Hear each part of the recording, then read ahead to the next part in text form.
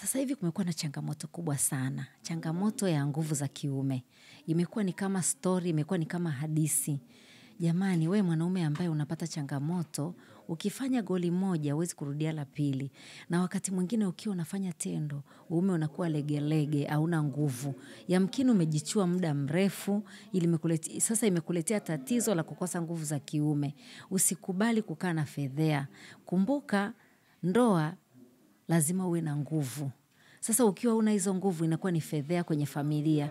We mwanaume ambaye una hiyo changamoto ya kusumbuliwa na nguvu za kiume. Tafadhali unione, unitafute, mi suluhisho ninalo, nazo dawa nzuri sana.